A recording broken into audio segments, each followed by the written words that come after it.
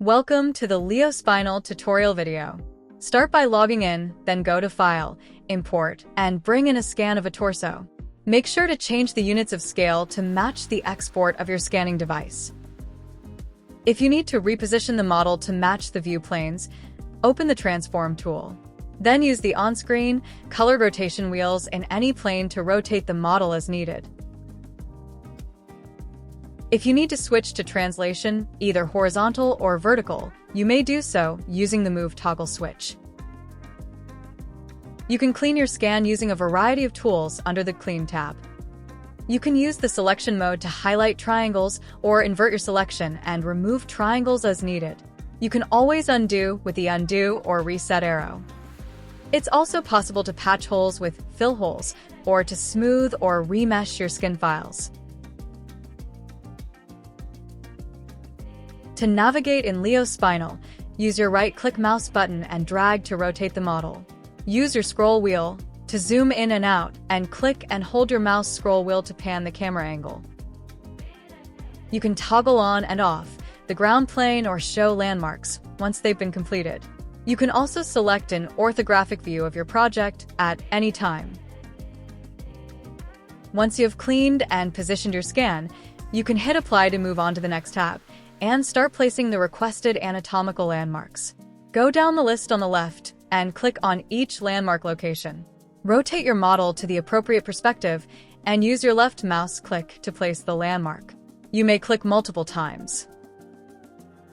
Once you're happy with the on-screen landmark location, click the next item in the list.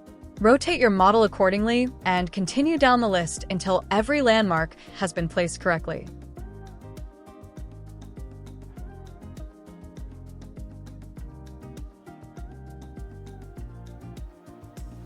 Once all the landmarks have been accurately placed, hit Apply to move to the Mesh Editing step. Within the Mesh Editing tab, there are a variety of tools that are available to modify your model as needed. The Bend tool can be used to position an axis of rotation, seen in red, change the location of the bending planes, seen in white and blue, and bend the model accordingly. It can be done for the bottom portion, or it can be done to all of the model. In addition, there is a similar twist tool which can be used to position a twisting zone. And a twist can be applied to derotate in the transverse plane. This can be done in the middle using multiple bounding curves and can be twisted as needed. The next tool is the Stretch tool, which can be used to elongate or reduce the height of your model. This can be done with 2 or 3 control loops. Using the 2-loop method, you can position each blue loop and then stretch or distract the whole model accordingly.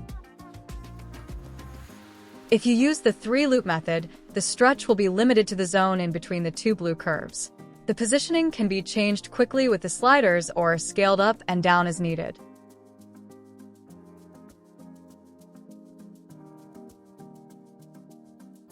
If you wish to stretch the bottom section, you may do so by toggling on Stretch Bottom Part. When you're satisfied with your adjustments, hit Apply to continue. The next available tool is the Scale tool, which can be used to inflate or deflate your model as needed. There are multiple ways that this deformation can be applied to the model. You can set the location of the zone control curves, seen in blue and white, and choose which direction to scale the model. As you scale the model, it will be distorted according to the slider or input box numerical value.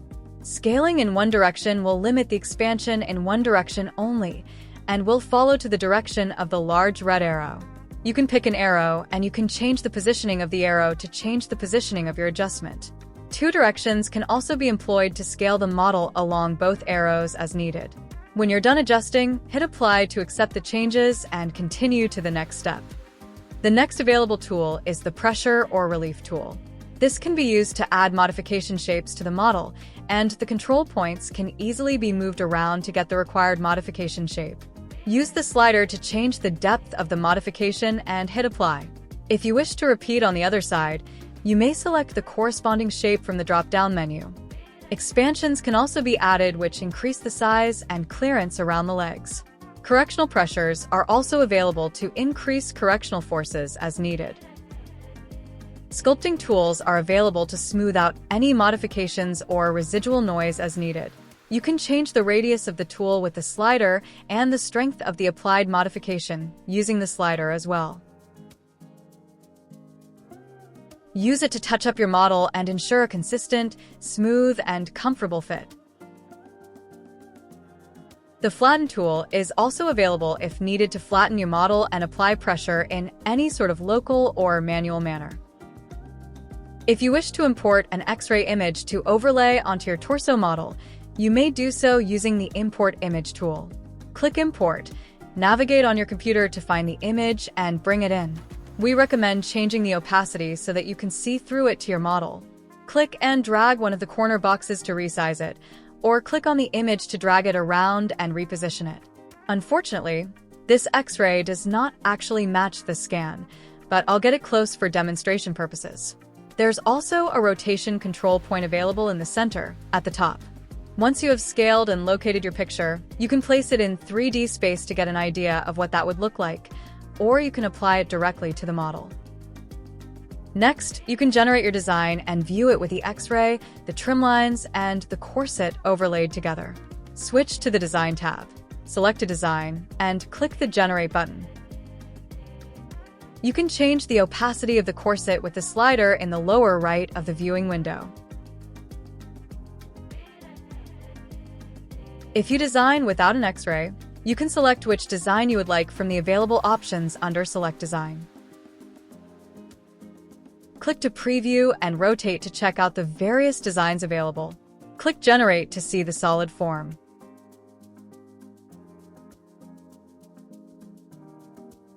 If you wish to edit the design, click on the Edit Design tab. A list of features that are available for each style will appear. The outline will control the main trim lines. The Hole tool will control the shape of the large cutout, and the Reinforcement tool can be used to change the location of the reinforced areas. The Cutout tool can be used to modify the shape and location of the slots for each strap, and the overall thickness of the corset can be changed. Go back to the Outline tool and adjust the general thickness. The General Offset is also available to control the distance away from the model if you choose to use a padded liner. If you wish to edit the trim lines, click on Outline, and you can either use the transparency slider to hide the brace, or you can click and move one of the available control points and the solid brace will disappear. The blue control points will change the positioning of the trim line, and the green control points can be moved to change the shape or roundness. Each blue point has an associated 2 green points. Change the trim lines as needed, and any of the other features can be edited as well.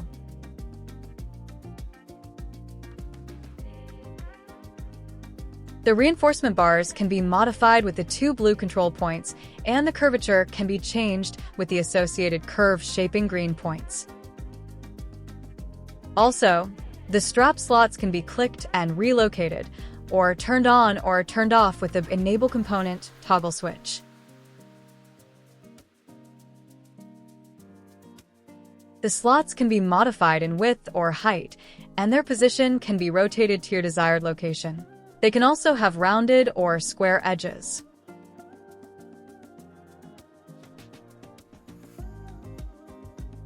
The design can easily be switched to a symmetrical model, and new designs can easily be edited as well.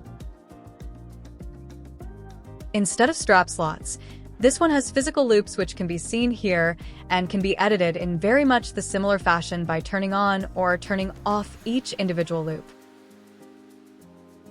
Features can be changed like the length or the width, the thickness, and the height away from the brace.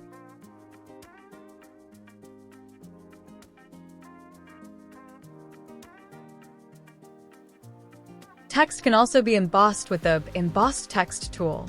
Start by typing your input text into the white box. Click to place the green text box on your model. The text box can be rotated and positioned as needed, and the font size and the embossed depth or height can be easily changed as well. For a small fee, your company logo can be added to your design library, and you can turn it on or off with the Enable Logo switch. The size of the logo can also be easily modified, and you can remove all text with Remove Embosser. Once you are satisfied with the on-screen design and you have finalized your text and feature placements, you are ready to export. Go to File, Export, pick your desired format, and export it to your preferred location. Congratulations on your amazing design! We hope this tutorial was insightful and helpful, and welcome any constructive feedback to improve your experience. If you still have questions, please don't hesitate to reach out.